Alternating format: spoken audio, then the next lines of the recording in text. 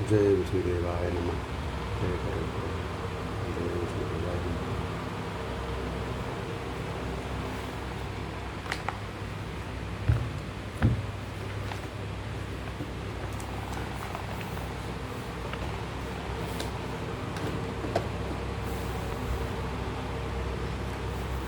देव प्रतिष्ठा की सामान्य विधि। सूत जी ने कहा, अब मैं सभी देवताओं की प्रतिष्ठा विधि को संक्षेप में कह रहा हूँ। प्रशस्त तिथि नक्षत्रादि में प्रतिष्ठा करवानी चाहिए। सर्वप्रथम अपनी वैदिक शाखा में कहे गए विधान के अनुसार या प्रणव मंत्र ओंकार का उच्चारण करके 5 या उससे अधिक ऋत्विजों के साथ मध्य स्थान में स्थित आचार्य का वर्ण करें। तदंतर पाद्य अर्घ्य और मुद्रिका वस्त्र गंध माल्य एवं अनुलेपनीय द्रव्यों से उनका पूजन करें। गुरु को चाहिए कि वे मंत्र न्यासपूर्वक प्रतिष्ठा कर्म का समारंभ करें। प्रासाद के अग्रभाग में 10 अथवा 12 हाथ का एक वर्गाकार 16 खंभों वाला मंडप तैयार करके उसमें पूर्वाधिक चारों दिशाओं और ईशानादिक 4 दिशाओं में एक एक ध्वजा, इस तरह कुल 8 ध्वजों को प्रतिष्ठित करना चाहिए। तदंतर मंडप के मध्य भाग में 4 हाथ परिमाण की एक वेदी का निर्माण कराए। उस वेदी के ऊपरी भाग में नदियों के संगम स्थल के किनारे से लाई गई बालू का बिछाए प्रधान कुंड का निर्माण करवाकर उसके पूर्व दिशा में वर्गाकार, दक्षिण में धनुषाकार, पश्चिम में वर्तुलाकार और उत्तर में पद्माकार, इस प्रकार 5 कुंडों का निर्माण करवाना चाहिए अथवा सभी कुंड चौकोर रखे जा सकते हैं। कुंड निर्माण के पश्चात समस्त कामनाओं की सिद्धि के लिए आचार्य शांति कर्म के लिए विहित विधि से हवन करे। कुछ लोग मंडप के ईशान कोण की भूमि को गाय के गोबर या स्वच्छ मिट्टी से लीप कर उसमें होम करते हैं। मंडप में हमें तोरणों के समीप भी पूर्वाधिक दिशाओं में 4 द्वारों का निर्माण करवाना चाहिए। मंडप के तोरण स्तंभ न्यग्रोध, वट, उदुम्बर, गूलर, अश्वत्थ, पीपल, बिल्व, पलाश, खदीर, खैर, काष्ठ से निर्मित होने चाहिए। प्रत्येक तोरण स्तंभ का परिमाप 5 हाथ होना चाहिए और प्रत्येक स्तंभ को वस्त्र पुष्पादि से अलंकृत करना चाहिए तथा उसके निचले भाग को 1 हाथ नापकर पृथ्वी में गाड़ देना चाहिए। शेष 4 हाथ परिमाण का भाग ऊपर रखे। इसी प्रकार इन्हें मंडप के चारों ओर की दिशाओं में स्थापित करवाना चाहिए। मंडप के पूर्वी द्वार पर मृगेंद्र, दक्षिण द्वार पर हयराज, पश्चिमी द्वार पर भूपति तथा उत्तरी द्वार पर देव शार्दूल का न्यास करे। पहले अग्निमीड़े इस मंत्र से पूर्व द्वार की दिशा में मंद्रे का मृगेंद्र का न्यास करे। तदंतर इसेत्वेति च इस मंत्र से दक्षिण द्वार की दिशा में हयराज का अग्नि आया ही इस मंत्र से पश्चिम द्वार की दिशा में गोप्तिका और सम नो देवी मंत्र से उत्तर द्वार की दिशा में देवशार्दूल का न्यास करना चाहिए। मंडप की पूर्व दिशा में मेघवर्ण के समान श्याम अग्निकोण में ध्रुववर्ण, दक्षिण दिशा में कृष्णवर्ण, नैत्रत्य कोण में दुष्वर्ण, पश्चिम दिशा में पांडुर वर्ण, वायु कोण में पीतवर्ण, उत्तर दिशा में रक्तवर्ण, ईशान कोण में शुक्ल वर्ण तथा मंडप के मध्य भाग में अनेक वर्ण वाली पताका को स्थापित करें। इंद्री विधेति इस मंत्र से पूर्व दिशा में इंद्र संसुप्ति, इस मंत्र से अग्निकोण में अग्नि यमो नागः, इस मंत्र से दक्षिण में यम रक्षोहणावेति, मंत्र से नेतृत्व में नित्रति, पश्चिम में वरुण तथा ओम वातेति, मंत्र से वायव में वायुदेव का अभिषेक करके उत्तर में ओम वायव्य आप्यायस्वेति मंत्र से कुबेर की पूजा करें। ओम तमीशान, इस मंत्र से ईशान दिशा में, ईशान और मंडप के मध्य भाग में ओम विष्णुलोर की तेती, इस मंत्र से विष्णु का पूजन करना चाहिए। प्रत्येक तोरण के समीप 2-2 कलश स्थापित करने के पश्चात वस्त्र तथा उपवस्त्र से आच्छादित चंदन आदि सुगंधित पदार्थों से अलंकृत पुष्प वितान एवं अन्यान्य पूजा उपचारों से सुशोभित दिक्पालों की पूजा करनी चाहिए। ओम त्रातारमिंद्र मंत्र से इंद्र, ओम अग्निमुद्रा मंत्र से अग्नि, ओम अस्मिन वृक्ष मंत्र से निर्त्रति, ओम किम से दधातु मंत्र से वरुण, ओम आचत्वा मंत्र से कुबेर, ओम इमा रुद्रेति मंत्र से रुद्र आदि दिक्पालों की पूजा करके विद्वान आचार्यों को चाहिए कि वह वायव्य कोण में होम द्रव्य एवं अन्य पूजा में प्रयुक्त वस्तुओं को स्थापित करे। तदंतर वह गुरु वहाँ रखी गई श्वेत शंखादिक शास्त्र विहित समस्त वस्तुओं पर एक बार दृष्टिपात कर ले। ऐसा करने से निश्चित द्रव्यों की शुद्धि हो जाती है। तत्पश्चात हृदयादि षडंगों का न्यास व्याहृति और प्रणव मंत्र से संयुक्त करके क्रमशः ओम हृदयाय नमः, ओम भूः शीर्षे स्वाहा, ओम भुवः शिखाय वसत, ओम स्वः कवचाय हम हुम, ओम भूर्भुवः स्वः नेत्रत्रयाय वोसत, ओम भूर्भुवः स्वः करतलकर पृष्ठाभ्याम फट मंत्र का उच्चारण करते हुए हृदय, सिर, शिखा, कवच, नेत्र,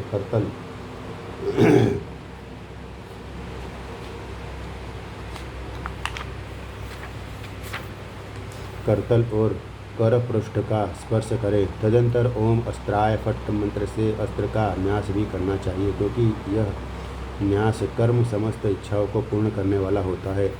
अस्त्र मंत्र के द्वारा अक्षत और विष्टर को अभिमंत्रित करके उसी विष्टर के द्वारा यज्ञ मंडप में एकत्रित समस्त द्रव्यों का स्पर्श करे। तत्पश्चात अस्त्र मंत्र से पवित्र किए गए उन अक्षतों को अपने चारों ओर बिखेर दे। उसके बाद पूर्व दिशा से लेकर अग्निकोण दक्षिण, नैऋत्य कोण पश्चिम, वायु कोण उत्तर और ईशान कोण पर्यंत मंडप में अभिमंत्रित अक्षतों का निक्षेप करके संपूर्ण यज्ञ मंडप का लेपन करवाना चाहिए। तदंतर याज्ञिक गुरु को चाहिए कि वह अर्धे पात्र में गंधादि से युक्त जल को पूर्ण कर मंत्र समूहों से उसे अभिमंत्रित करे। उसी अभिमंत्रित जल से यज्ञ मंडप का प्रोक्षण करना चाहिए। उसके बाद जिस देव की प्रतिष्ठा करनी है उसी देव के नाम से मंडप के ईशान कोण में कलश स्थापित कर उसके दक्षिण भाग में अस्त्र मंत्र से अभिमंत्रित वर्धिनी स्थापना करे। उसके बाद कलश, वर्धिनी, ग्रह और वास्तोस्पति देव की यथाविहित आसन पर प्रतिष्ठा के साथ पूजा करके आचार्य प्रणव मंत्र का जप करे। तदंतर सूत्र से वेष्टित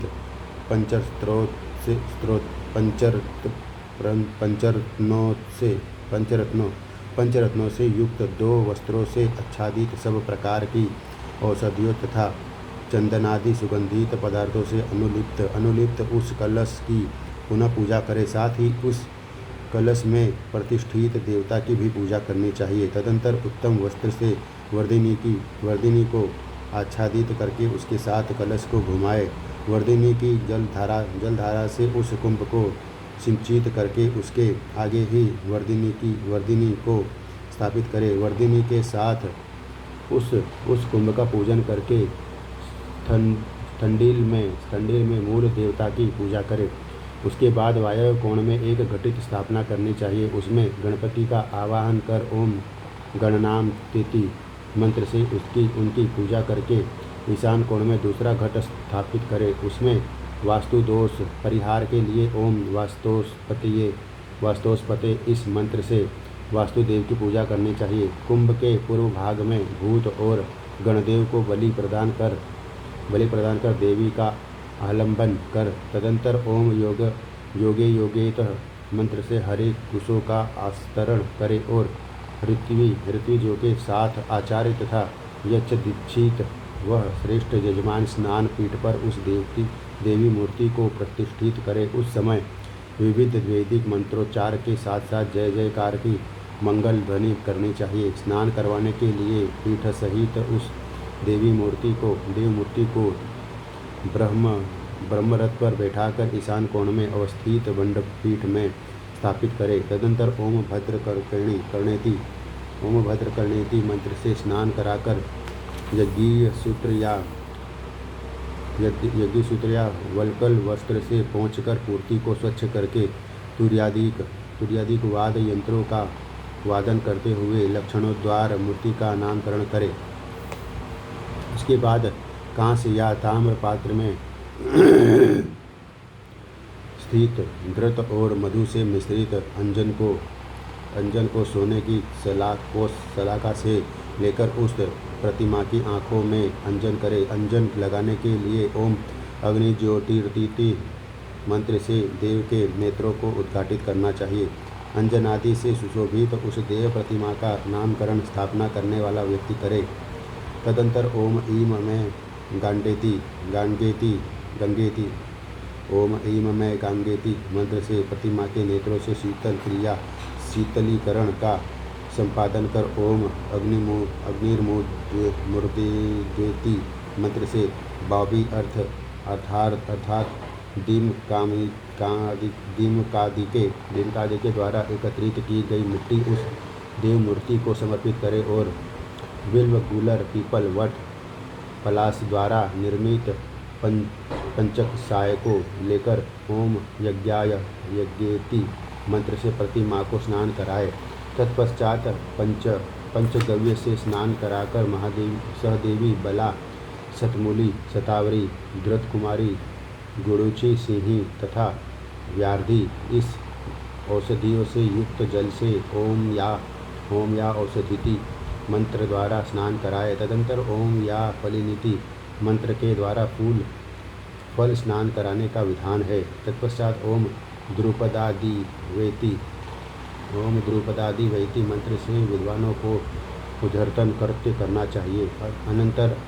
अनंतर उत्तर आदि दिशाओं में क्रमशः 4 कलशों का स्थापन करना चाहिए और उन कलशों में विविध रत्न सप्तधान्य और शतपुष्पिका नामक औषधि का निक्षेप करना चाहिए। इसके अतिरिक्त उन चारों कलशों में चारों समुद्र एवं चारों दिशाओं के अधिष्ठाता देवों का आवाहन करना चाहिए। साथ ही दूध दही क्षीरोदक एवं घृतोदक से चारों कलशों को पृथक परिपूर्ण करके आप्यायस्व इस मंत्र से दुग्ध कुंभ अधिक्रावण मंत्र से दधि कुंभ या औषधि इस मंत्र से क्षीरोदक कुंभ तथा तेजोसी मंत्र से धृत कुंभ को अभिमंत्रित करना चाहिए। अभिमंत्रित इन चारों कलशों को 4 समुद्रों का प्रतिनिधि समझते हुए इनके द्वारा देव प्रतिमा को स्नान कराना चाहिए। इस प्रकार स्नान संपन्न उस देवी प्रतिमा को सुंदर वेशभूषा से अलंकृत करके गुग्गुल का धूप प्रदान करे। तत्पश्चात पुनः कुंभों में पृथ्वी पर विद्यमान सभी तीर्थों नदियों तथा सागरों का विन्यास करना चाहिए। उन कुंभों को ओम या औषधिति मंत्र से अभिमंत्रित करके उनसे पुनः उस देव प्रतिमा का अभिषेक करे। जो व्यक्ति अभिषेक के अविष्ट जल से स्नान करता है वह सभी पापों से मुक्त हो जाता है। समुद्र के प्रतिनिधि रूप उन कुंभों से उस देव मूर्ति का अभिषेक कृत्य संपन्न होने के पश्चात अर्घ्य प्रदान करके ओम गंधद्वारेति मंत्र से सुगंधित चंदनादि पदार्थों द्वारा अनुलेप करे। साथ ही शास्त्रों में विविध वेद मंत्रों से देव मूर्ति न्यास की प्रक्रिया भी संपन्न करे। तत्पश्चात ओम ऐं वस्त्रेति मंत्र के द्वारा वस्त्रों से मूर्ति को आच्छादित करें। उसके बाद ओम कविहाविति मंत्र का उच्चारण करते हुए उस प्रतिमा को सुंदर मंडप में ला करके ओम संभवायेति मंत्र से सैया पर स्थापित करें। तदंतर ओम विश्वतश्चसु मंत्र का उच्चारण कर समस्त पूजा विधि को सब प्रकार से परिपूर्ण करें। तत्पश्चात वहीं पर बैठकर परम तत्व का ध्यान करते हुए आचार्य को शास्त्रीय विधान के अनुसार मंत्र न्यास करना चाहिए। मंत्र न्यास की प्रक्रिया मंत्र शास्त्रों में बताई गई है। इस न्यास के बाद मंडप में प्रतिष्ठापित देव प्रतिमा को वस्त्र से आच्छादित करना चाहिए और उसकी यथाविधि पुनः पूजा भी करनी चाहिए। शास्त्रीय विधि के अनुसार जो देवताओं को समर्पित करना है वह उनके पादमूल में समर्पित कर देना चाहिए। इसके अतिरिक्त देवता के शिरोभाग में 2 वस्त्रों से वेष्टित स्वर्ण से युक्त ओम प्रणव से अंकित कलश स्थापित करना चाहिए। तदंतर कुंभ के सन्निकट बैठकर आचार्य वेद मंत्रोच्चार के साथ अग्नि की स्थापना करें। तदंतर पूर्व दिशा में ऋग्वेद देवता ऋत्विक कुंड के समीप बैठकर त्रिसूक्त तथा पवमान आदि सूक्तों का पाठ करें। कुंड के दक्षिण दिशा में स्थित अध्वर्युत अर्थात यजुर्वेद वेत्ता आचार्य रुद्र सूक्त तथा पुरुष सूक्त का पारायण करें। कुंड में पश्चिम में बैठा हुआ उद्वाता सामवेदीय जो धान, तिल, कंदनी, मूल, चना, सावा इन धान्यों का समूह सप्त ध्यान कहलाता है। सतपुष्पी का सौंप या वन सौंप को कहते हैं। उद्वाता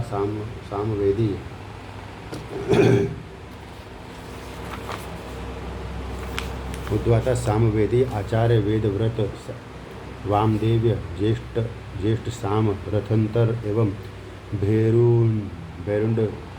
भैरुंड साम का पाठ करे। ऐसे ही कुंड के उत्तर में स्थित अथर्ववेद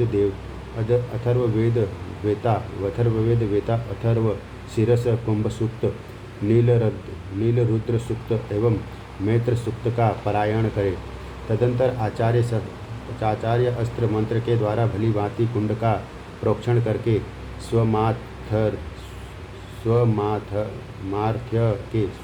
के अनुसार प्राप्त ताम्र या अन्य किसी धातु से निर्मित पात्र में अग्नि ग्रहण कर उस मूर्ति के अग्नि स्थापित करे। तत्पश्चात उस अग्नि को अस्त्र मंत्र से प्रज्वलित करके कवच मंत्र के द्वारा वष्टित कर देना चाहिए। इसे अग्नि का अमृतीकरण कृत्य कहते हैं। इस प्रकार अमृतीकृत अग्नि को गुरु वेद मंत्रों से अभिमंत्रित करके पात्र सहित कुंड के चारों ओर घुमाए और वैष्णव योग से उसे प्रज्वलित कर वही कुंड के मध्य स्थापित करे। अग्नि के दक्षिण में ब्रह्मा और उत्तर में प्राणिता को स्थापित कर कुंड की प्रत्येक दिशाओं एवं विदिशाओं में कुशा के विष्टरों से परिधि का निर्माण करे।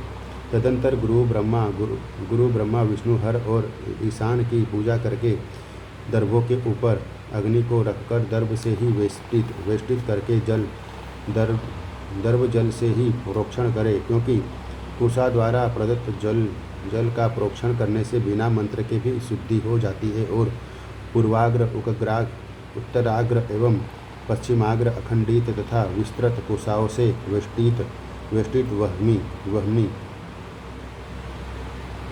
वहनी में देवता का सानिध्य स्वयं ही हो जाता है।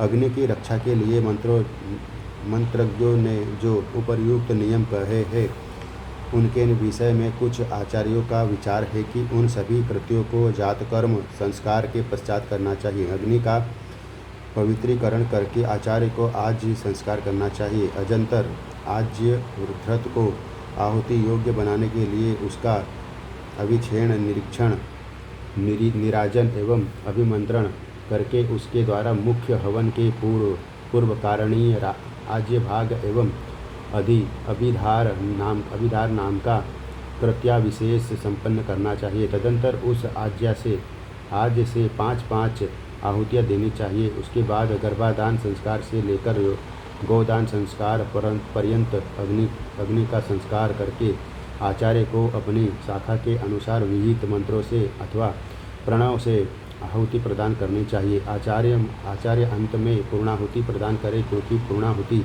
देने से यजमान की अभिलाषा पूर्ण हो जाती है। इन वेद विहित नियमों से उत्पन्न हुई अग्नि सभी कार्यों में सिद्धि प्रदान करने वाली होती है। अतएव पुनः उसकी पूजा करके अन्य सभी कुंडों में उसे प्रतिष्ठित करना चाहिए। वहाँ प्रत्येक आचार्य अपनी शाखा मंत्रों से इंद्रादि सभी देवों को 100 आहुतियाँ प्रदान करे। 100 आहुतियों के पश्चात पूर्णाहुति समर्पित करके सभी देवों को एक आहुति पुनः प्रदान करनी चाहिए। होता अपने द्वारा अनुष्ठित आज्याहुतियों के शेष भाग को यथाविधान कलश में समर्पित करे। इसके बाद आचार्य देवता मंत्र एवं अग्नि के साथ अपने तादात्म्य की भावना करते हुए पूर्णाहुति संपन्न कराए। यज्ञ मंडप से बाहर आकर आचार्य दिक्पालकों को बलि प्रदान करे। इस बलि कृत्य के साथ भूतों, देवताओं और नागों को बलि देनी चाहिए। तिल और समिधा से यही 2 होम पदार्थ विहित है। आज तो उन दोनों का सहयोगी है, क्योंकि धृत के बिना हवनीय द्रव्य अक्षय परिपूर्ण नहीं होता। इस हवन कृत्य में पुरुष सूक्त, रुद्र सूक्त, ज्येष्ठ साम तथा तन्नयामी इस मंत्र से युक्त भारुंड सूक्त महामंत्र के रूप में प्रसिद्ध नील रुद्र सूक्त एवं अथर्व के कुंभ सूक्त का पारायण यथाक्रम पूर्व, दक्षिण तथा अभिधार, आधार एवं आज्य भाग आहुति विशेष का नाम है। यह कुशकंडिका नाम के विशेष कृत्य के संपादन काल में मुख्य आहुतियों की पूर्व अवश्य करनी है। दक्षिण तथा पश्चिम आदि दिशाओं में आसीन ऋत्विजों से करवाना चाहिए। इस हवन कर्म में एक सहस्त्र आहुति का विधान है और इन आहुतियों में वेदों के आदि मंत्रों, देवता के नाम मंत्रों, अपनी शाखा के विहित मंत्रों, गायत्री मंत्र के साथ यथाविधान यहर्ति एवं प्रणव का प्रयोग करना चाहिए। साथ ही यह भावना करनी चाहिए कि हम इन आहुतियों को देवता के शिरोभाग, मध्य भाग तथा पाद भाग आदि में समर्पित कर रहे हैं और स्वयं को देवमय समझना चाहिए। इस प्रकार होम विधि को संपन्न करके तैसिक आचार्य को चाहिए कि वह देव विग्रह में मंत्रों का न्यास करे। यथा ओम अग्निमीड़े मंत्र का देव के दोनों चरणों में, ओम इसे त्वेति मंत्र का दोनों गुल्पों में, ओम अग्न आया ही मंत्र से देव की दोनों जंघाओं में, ओम सम नो देवी मंत्र का दोनों जानुओं में, ओम बृहदर्थंतर मंत्र का दोनों अरुओं में न्यास विहित है। देव के उदर भाग में भी इसी प्रकार का न्यास करना चाहिए। तदंतर ओम दीर्घायुष्ठाय मंत्र का देव के हृदय में, ओम श्रीश्चते मंत्र का गले में, ओम त्रातारमिंद्र मंत्र का वक्ष स्थल में, ओम त्र्यंबक मंत्र का दोनों नेत्रों में तथा ओम मुद्राभव मंत्र का मस्तक में न्यास करके विहित लग्न मुहूर्त में हवन करे। इसके पश्चात ओम उत्तिष्ठ ब्रह्मणस्पते मंत्र से देव मूर्ति का स्थापन करके मंत्रवेत्ता आचार्य देवस्य त्वा मंत्र से मूर्ति का स्पर्श करते हुए वेदोक्त पुण्याहवाचन के साथ देव प्रसाद की प्रदक्षिणा करे। इसके अनंतर विविध रत्न, विविध धातु, लोह, द्रव्य एवं विधान के अनुसार अनेक प्रकार के सिद्धिजों के साथ दिक्पाल आदि देवताओं की प्रदक्षिणा विहित है। इसके अनंतर यथास्थान प्रदान देव प्रतिमा की प्रतिष्ठा होनी चाहिए। देव मूर्ति को मंदिर के मुख्य गर्भ भाग में स्थापित नहीं करना चाहिए और न उस गर्भ का परित्याग करके अन्यत्र ही उसकी स्थापना होनी चाहिए, अपितु गर्भ भाग का कुछ मध्य भाग छोड़कर उसे स्थापित करने से दोष का परिहार हो जाता है। अतः तिल के कणमात्र परिणाम में मूर्ति को उत्तरी की ओर कुछ बड़ा लेना चाहिए। ओम स्थिरो भव शिवो भव प्रजाभ्यश्च नमो नमः देवस्य त्वा सवितुः आदि मंत्रों से देव मूर्ति गुरुदेव मूर्ति का यथाविधि विन्यास एवं अभिमंत्रण करे। साथ ही सुप्रतिष्ठित देव प्रतिमा को यथाविधान संपात कलश के जल से ही स्नान कराना चाहिए। तदंतर धूप दीप अन्य सुगंधित पदार्थ तथा नैवेद्य से उन देव प्रतिमा की विधिवत पूजा करके अर्घ्य प्रदान करे और प्रणाम निवेदन करके क्षमा प्रार्थना करे। उसके बाद अपनी शक्ति के अनुसार यजमान ऋत्विजों को पात्र वस्त्र एवं उपवस्त्र छत्र सुंदर बहुमूल्य अंगूठी तथा दक्षिणा देकर संतुष्ट करे। तदंतर सावधान होकर यजमान चतुर्थी होम करे। 100 आहुतियों को देकर अंत में वह पूर्णाहुति प्रदान करे। इसके बाद आचार्य मंडप से बाहर आकर दिक्पालकों को बलि प्रदान करके पुष्प लेकर क्षमस्व इस वाक्य से उन वेदों का विसर्जन कर दे। इस प्रकार यज्ञ पूर्ण होने के पश्चात आचार्य को कपिला धेनु चामर मुकुट कुंडल छत्र केयूर कटिसूत्र व्यंजन पंखा वस्त्रादि वस्तुएं ग्राम तथा साज संचापूर्ण सुंदर भवन प्रदान करना चाहिए। तदंतर आचार्य तथा उन अन्य सहयोगी जनों के लिए सुंदर विशाल भोज का आयोजन कराकर सबको संतुष्ट करना चाहिए। ऐसा करने से यजमान कर्तार्थ हो जाता है और वास्तुदेव की प्रसन्नता से उसे मुक्ति प्राप्त हो जाती है। अध्याय 48।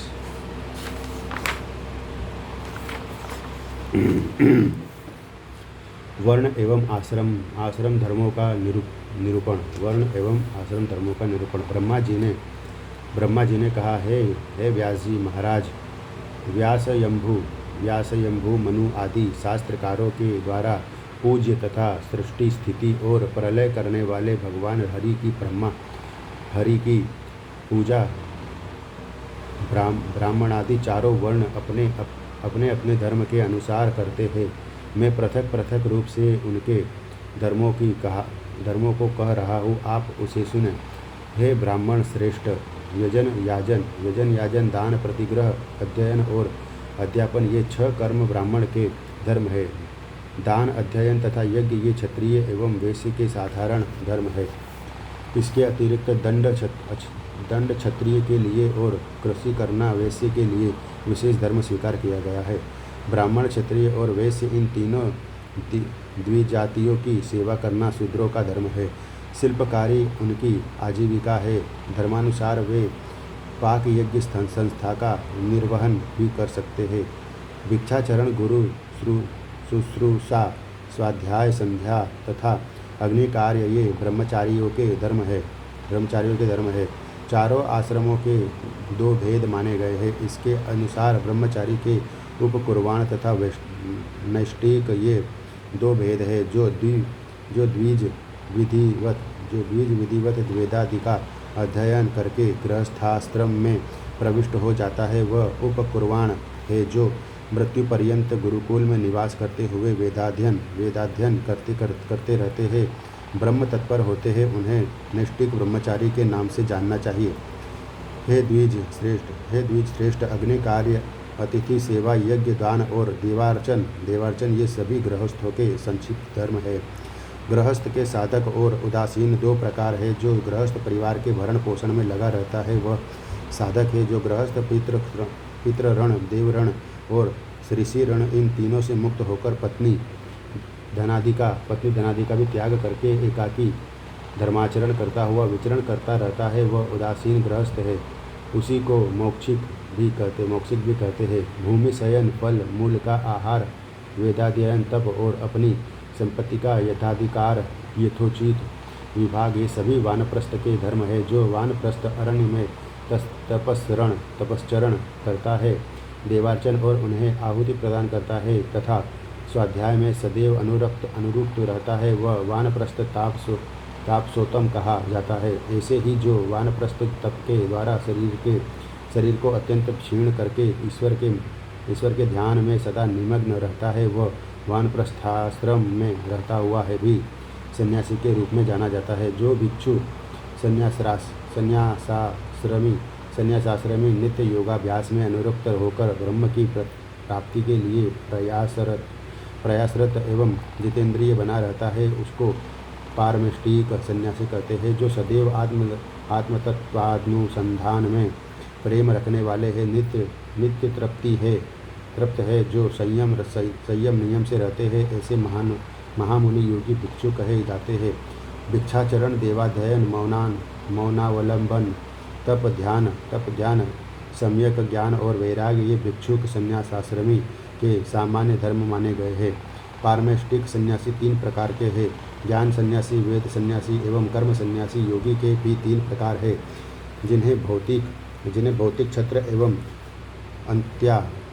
अंत्याश्रमी योगी कहते हैं। ये तीनों योग मूर्ति स्वरूप परमात्मा का आश्रय कर स्थित रहते हैं। इन योगियों की पृथक पृथक ब्रह्म भावनाएं होती है। प्रथम प्रकार की ब्रह्म भावना भौतिक योगी में रहती है। दूसरी मोक्ष भावना यत्र योगी में रहती है, इसको अक्षर भावना कहते हैं। तीसरी भावना को अंतिम भावना कहते हैं, जो पारमेश्वरी भावना के नाम से भी जानी जाती है। मनुष्य को धर्म से ही मोक्ष की प्राप्ति होती है। अर्थ से काम पुरुषार्थ की प्राप्ति होती है।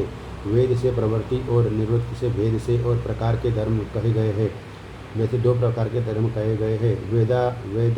वेद शास्त्रानुसार अग्नि आदि देव एवं गुरु विप्रादि को प्रसन्न करने के लिए जो कर्म विहित है वे प्रवृत्ति कर्म है, तथा सविधि कर्मानुष्ठान से चित्त शुद्धि के अनंतर आत्मज्ञान मात्र में सदा रत रहना निर्वृत्ति कर्म है। क्षमा, दम, दया, दान, निर्लोभता, स्वाध्याय, सरलता, अनसूया, तीर्थ का अनुसरण, सत्य, संतोष, आस्तिक्य, इंद्रिय निग्रह, देवार्चन, विशेषकर ब्राह्मणों का पूजन, अहिंसा, प्रियवादिका, अरुचता और अपेशून्य, चुगली न करना, इन सभी को चारों आश्रमों का सामान्य धर्म स्वीकार किया गया है। इसके बाद अब मैं चारों वर्णों को प्राप्त होने वाले स्थान के विषय में कहा रहा हूँ। उपर्युक्त वेद विहित कर्मों को करने वाले ब्राह्मणों के निमित्त प्राजाप्त्य नाम का स्थान है, अर्थात ब्राह्मण ऐसे धर्मों का पालन करता हुआ अंत समय में प्राजाप्त्य लोक प्राप्त करता है। युद्ध में न भागने वाले धर्मरत क्षत्रियों को स्वर्ग में इंद्रिय का स्थान प्राप्त होता है। सदैव अपने धर्म में अनुरक्त रहने वाले वैश्य अंत में मरुद देव के स्थान को प्राप्त करते हैं। ब्राह्मणादि दिव्यों की सेवा में तत्पर रहने से शूद्र को गंधर्व लोक प्राप्त होता है।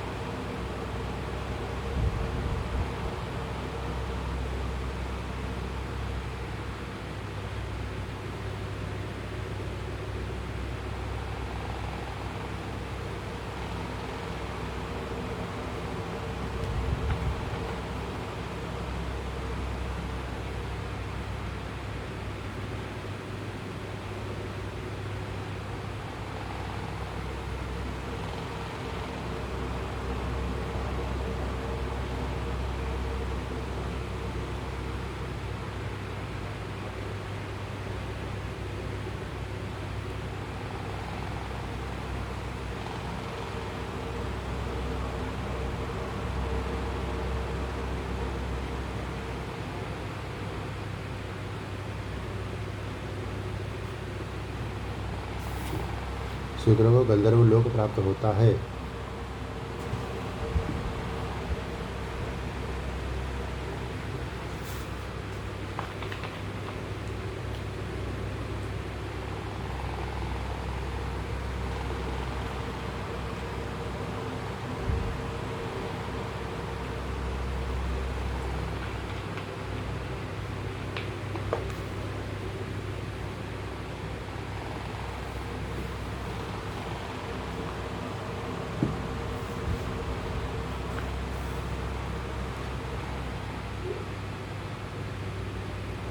ऊर्ध्वरेशत ब्रह्मनिष्ठ 88 सहस्त्र ऋषियों ने तपस्या के द्वारा जिस स्थान को प्राप्त किया था, वही स्थान गुरुकुल में निवास करने वाले ब्रह्मचारी को प्राप्त होता है। जो स्थान मरीचि, अत्रि आदि सप्त ऋषियों को प्राप्त है, वह स्थान वानप्रस्थाश्रमी प्राप्त करते हैं। संयमित चित्त वाले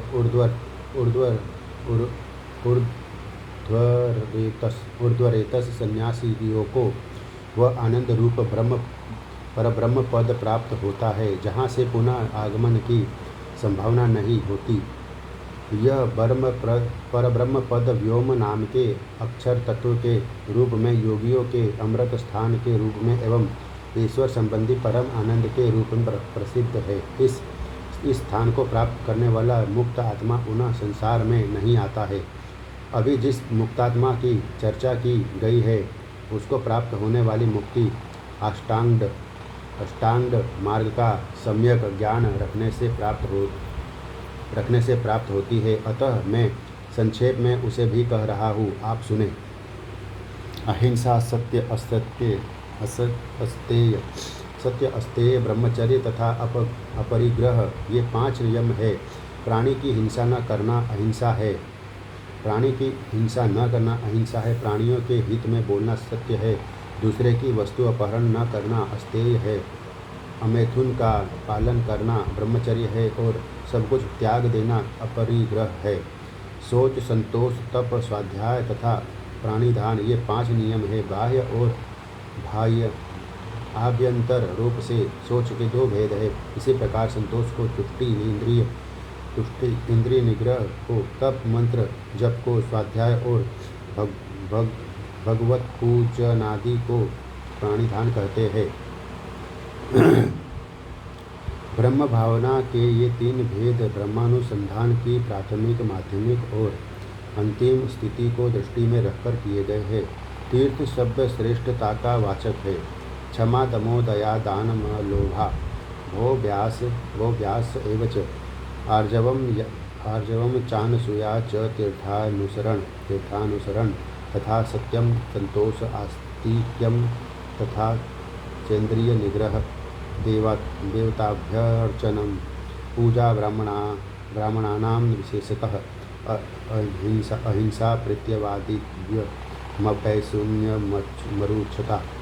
एते आश्रमी का धर्माश्चार्तुर्वर्ण्य ब्रवीम्यतः यमः पंच त्वसिंसाधा अहिंसा, प्राण्य सिंहसनम, सत्यम, भूतभीतम, वाक्यमस्तेयम, स्वाग्रहम, परम अमैथुनम, ब्रह्मचर्यः, सर्वत्यागो, परिग्रहम, नियमा, पंचतत्याधा, बाह्यमाभ्यन्तरम द्विधा, शौचम, तुष्टिश्च,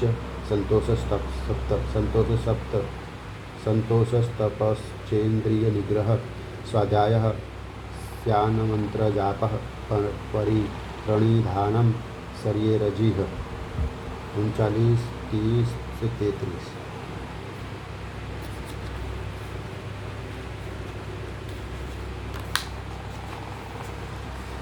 साधक के द्वारा पद्मादि प्रकार से स्थित होना आसन कहा जाता है। वायु का निरोध करना प्राणायाम है। यह 2 प्रकार का होता है। मंत्रोच्चार करते हुए देव का ध्यान करना सगर्भ प्राणायाम है। उसके विपरीत अमंत्रक प्राणायाम अगर्भ प्राणायाम है। यह 2 प्रकार का प्राणायाम एक प्रकारांतर से 3 प्रकार का कहा गया है। यथा वायु अंदर से खींचकर अवस्थित होना पूरक नामक प्राणायाम है। वायु को रोककर देहेंद्रियों को स्थिर करना कुंभक और उस वायु को धीरे धीरे बाहर निकालना रेचक नामक प्राणायाम है। 12 मात्रा वाला प्राणायाम लघु है, 24 मात्रा का प्राणायाम मध्यम तथा 36 मात्रा वाला प्राणायाम उत्तम है। अपने अपने विषयों से असंबद्ध इंद्रियों के द्वारा चित्त के स्वरूप मात्र का अनुकरण करना एक विशेष प्रकार का निरोध है और इसी निरोध को प्रत्याहार कहते हैं। ब्रह्म के साथ आत्मा का अभेद चिंतन करना ब्रह्माकार वृत्ति का अखंड प्रवही ध्यान है। उस काल में मन के द्वारा धैर्य का अवलंबन करना देह में चित्त की निश्चल रूप में स्थिति धारणा है। अहम ब्रह्म इस प्रकार अभेद ज्ञान के साथ ब्रह्म रूप में अवस्थिति ही समाधि है। मैं आत्मा ही परमात्मा परब्रह्म हूँ। वह परब्रह्म सत्य स्वरूप ज्ञान रूप और अनंत ही वही धर्म वही ब्रह्म है। उसी को विज्ञान कहते हैं। वही आनंद स्वरूप है। उसी का तत्वमसि इस श्रुति से बोध कराया गया है। मैं ब्रह्म हूँ, मैं अशरीरी इंद्रियातीत हूँ। मन बुद्धि महतत्व अहंकारादि से रहित जागृत स्वप्न सुषुप्ति आदि अवस्थाओं से मुक्त जो ब्रह्मा का तेज स्वरूप में है, मैं वही हूँ। नित्य शुद्ध बुद्ध मुक्त सत्य आनंद स्वरूप अद्वय कहा जाने वाला जो वह आदित्य पुरुष है, वही मैं पूर्ण पुरुष हूँ। इस प्रकार ब्रह्म का ध्यान करता हुआ ब्राह्मण भवबंधन से मुक्त हो जाता है। अध्याय 39। संध्योपासन तर्पण देवराधन आदि नित्य कर्मों तथा आशोच का निरूपण।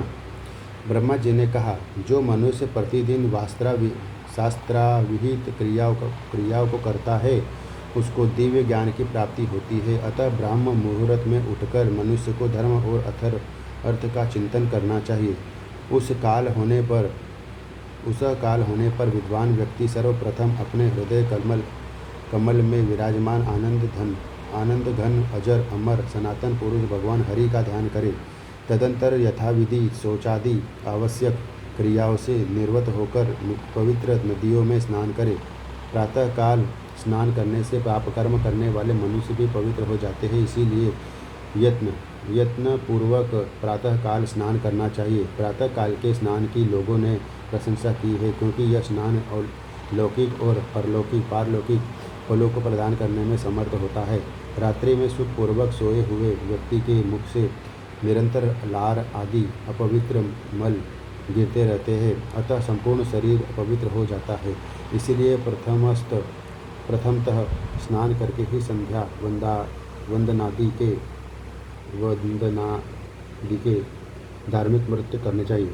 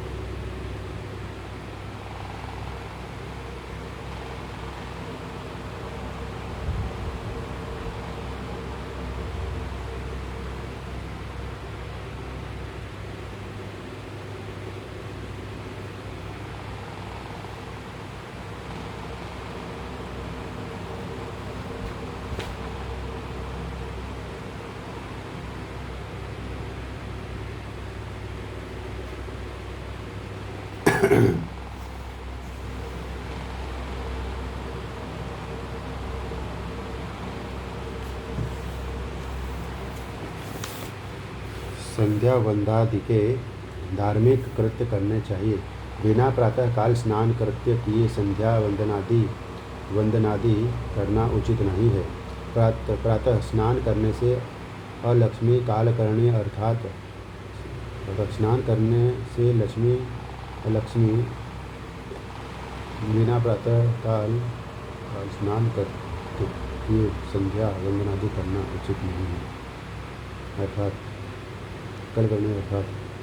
कालकरणी अर्थात विघ्न डालने वाली अनिष्टकारी शक्तियाँ, दुस्वप्न एवं दुर्विचार से होने वाले चिंतन के पाप धुल जाते हैं। इसमें संशय नहीं है। यह स्मरणीय है कि बिना स्नान के किए गए कार्य प्रशस्त नहीं होते। अतएव होम और जपादि के कार्यों में विशेष रूप से सबसे पहले विधिवत स्नान करना चाहिए। अशक्त होने पर बिना सिर पर जल डाले ही स्नान करने का विधान है। आर्द्र वस्त्रों से भी शरीर को पोंछा जा सकता है। अशक्त होने पर बिना सिर पर जल डाले ही स्नान करने का विधान है। आर्द्र वस्त्र से भी शरीर को पोंछा जा सकता है। इसको कायिक स्नान कहते हैं। ब्रह्म आग्नेय वायव्य दिव्य वारुण और यौगिक ये 6 प्रकार के स्नान है। यथाधिकार मनुष्य को स्नान करना चाहिए। मंत्रों सहित कुश के जल द्वारा जल बिंदुओं से मार्जन करना ब्राह्म स्नान है। सिर से लेकर पैर तक यथा विधान भस्म के द्वारा अंगों का लेपन आग्नेय स्नान है। गोधूली से शरीर को पवित्र करना वायव्य स्नान कहा जाता है। यह उत्तम स्नान माना जाता है। धूप के साथ होने वाली वृष्टि में किए गए स्नान को दिव्य स्नान कहते हैं। जल में अवगाहन करना वारुण स्नान है। योग द्वारा हरि का चिंतन योगिक स्नान है। इसी को मानस आत्मवेदन ब्रह्माकार अखंड चित्तवृत्ति कहते हैं। यह भौतिक स्नान ब्रह्मवादियों के द्वारा सेवित है। इसे ही आत्मतीर्थ भी कहते हैं। स्नान के पूर्व दुग्धधारी वृक्षों से उत्पन्न काष्ठ मालती अपामार्ग बिल्व अथवा करवीर अर्थात कनेर की दातोन लेकर उत्तर या पूर्व दिशा की ओर पवित्र स्थान में बैठकर दांतों को स्वच्छ करना चाहिए और उसे धोकर उसका पवित्र स्थान में त्याग करना चाहिए।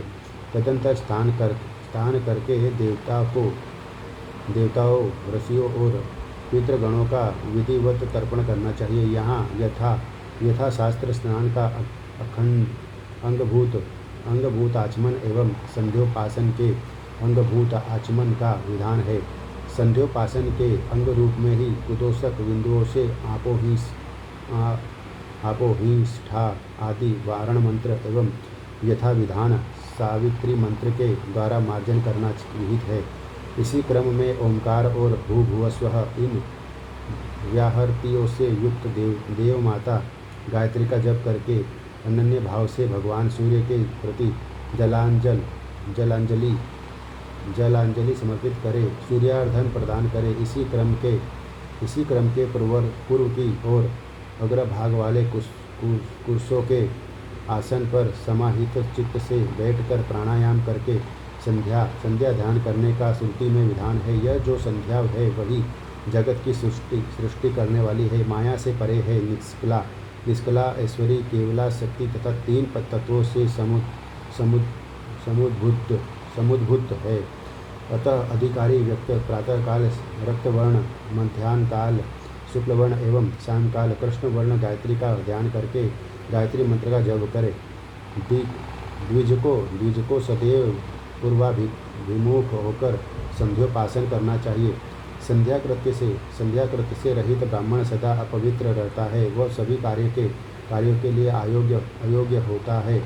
वह जो भी अन्य कोई कार्य करता है उसका कुछ भी फल उसे प्राप्त नहीं होता। अनन्य चित्त होकर वेद पारंगत ब्राह्मणों के विधिवत संध्योपासन करके अपने पूर्वजों के द्वारा प्राप्त उत्तम गति को प्राप्त किया है। संध्योपासन का त्याग कर जो द्विजोत्तम अन्य किसी धर्म कार्य के लिए प्रयत्न करता है उसे 10,000 वर्षों तक नरक भोगना पड़ता है। सांध्योपासन का त्याग कर जो द्विजोत्तम अन्य किसी धर्म कार्य के लिए प्रयत्न करता है उसे 10,000 वर्षों तक नरक भोगना पड़ता है। अतः सभी प्रकार का प्रयत्न करके संध्योपासन अवश्य करना चाहिए। प्राणमुख सततः प्रिय संध्योपासनमाचरेत संध्याहीनो शुचिर्नित्यमनः सर्वकर्मसु यदन्यकुरुते किंचिन्न तस्य फलभाग्यवेत भवेत्। अनन्यचेतस संतो ब्राह्मणा वेदपारगाः उपास्य विधिवत् संध्यायां प्राप्ताः पूर्वपरां गतिं योऽन्यत्र कुरुते यंत्र धर्मकार्ये द्विजोत्तमः विहाय संध्याप्रणतिः स याति नरकायुतं तस्मात् सर्वप्रयत्नेन संध्योपासनमाचरेतु उपासितो भवेतेन देवो योगतनु पर 50-21-25।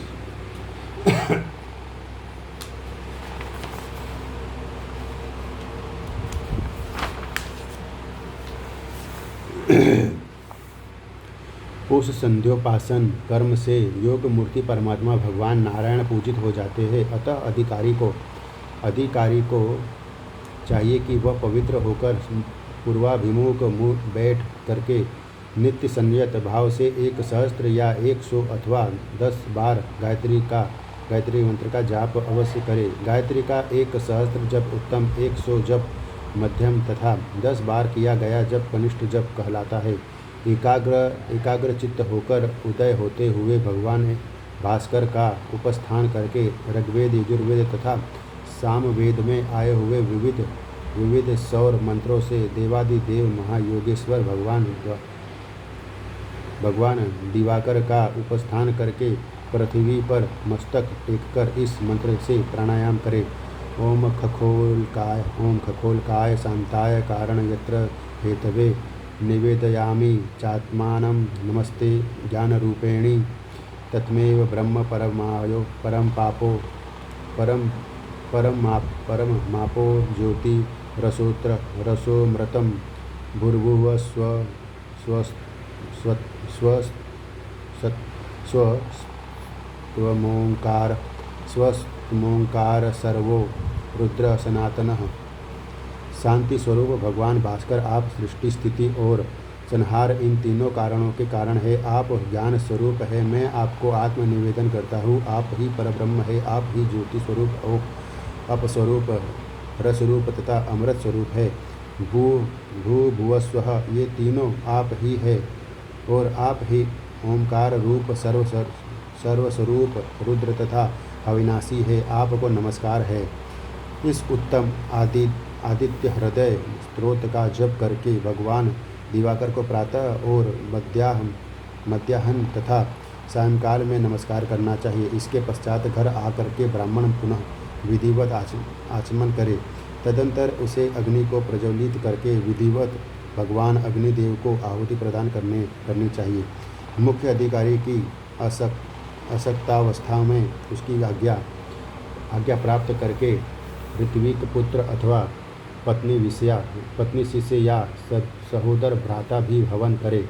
मंत्र विहीन एवं विधि की उपेक्षा करके किया गया कोई भी कर्म इस लोक या परलोक में फल देने वाला नहीं होता। तदंतर देवताओं को नमस्कार करके अर्घ्य पाद चंदन सुगंधित पदार्थ का अनुलेपन वस्त्र तथा नैवेद्य आदि पूजा के उपचारों को निवेदन कर गुरु का पूजन करे और उनके हित साधन में लग जाए।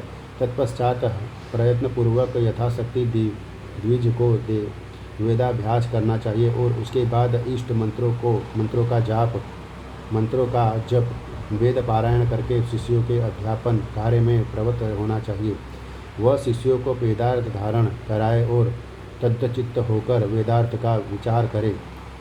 द्विजोत्तम धर्मशास्त्र आदि विविध शास्त्रों का अवलोकन करे और वेदादि निगम शास्त्रों, उपनिषदों तथा व्याकरणादि वेदांगों का अच्छी प्रकार अवलोकन करे। इसके बाद वह पुनः योग क्षेम के लिए राजा या श्रीमान के पास जाए और अपने परिवार के लिए विविध प्रकार के अर्थों का उपार्जन करे। इसके पश्चात मध्याह्न काल के आने पर स्नान करने के लिए शुद्ध मिट्टी, पुष्प, अक्षत, तिल, कुश और गोमेय गाय के गोबर आदि पदार्थों को एकत्र करना चाहिए। उसके बाद नदी, देव, पोखर, तड़ाग या सरोवर में जाकर स्नान करें। प्रत्येक दिन तड़ाग, सरोवर या नदी आदि से 5 मृतिका पिंड बिना निकाले स्नान करना दोषयुक्त होता है।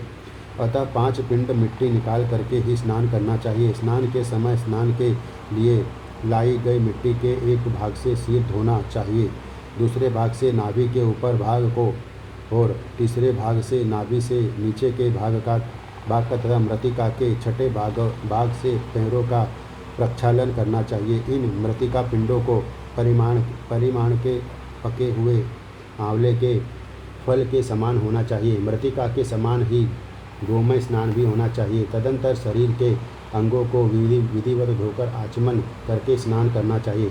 जलाशय के तीर पर स्थित होकर ही मृतिका, गोमय आदि का अपने अंगों में लेपन करना चाहिए और इस लेपन के अंगभूत स्नान के अनंतर पुनः वारुण देवता के मंत्रों से जलाशय के जल का अभिमंत्रण करके पुनः जल स्नान करना चाहिए, क्योंकि जल भगवान विष्णु का रूप है।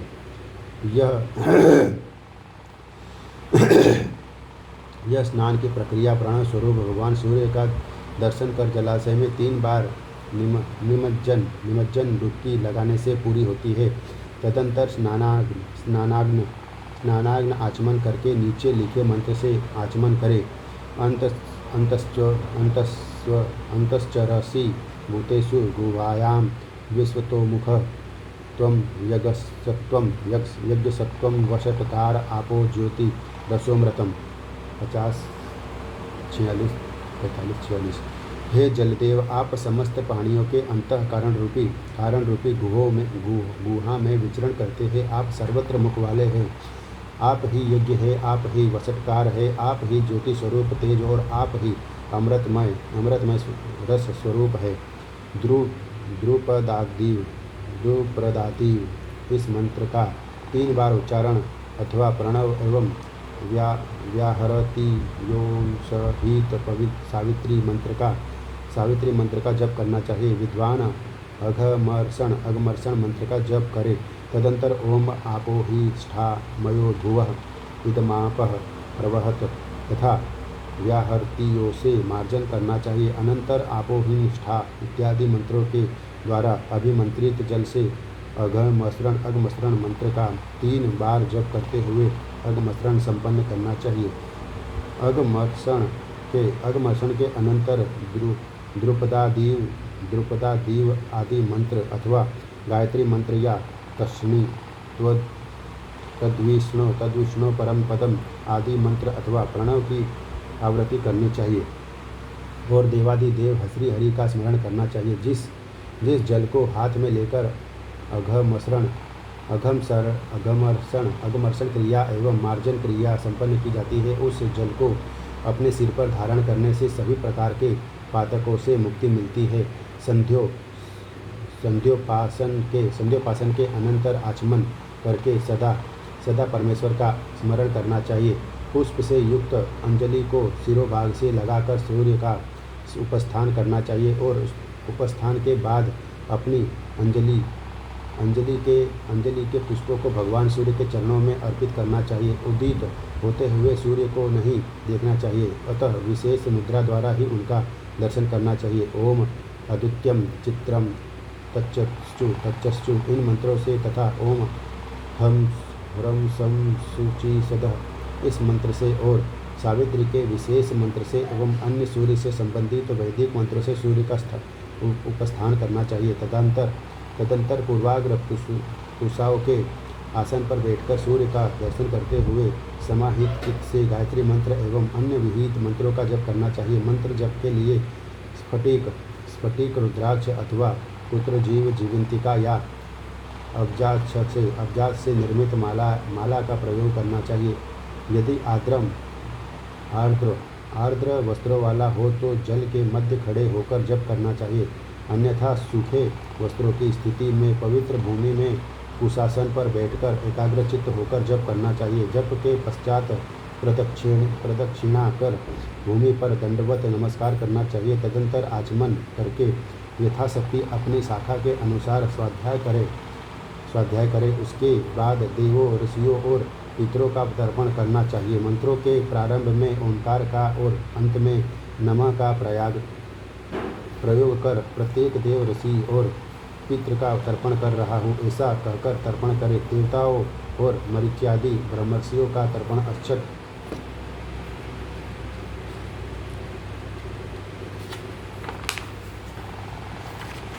अक्षत और जल के साथ करना चाहिए।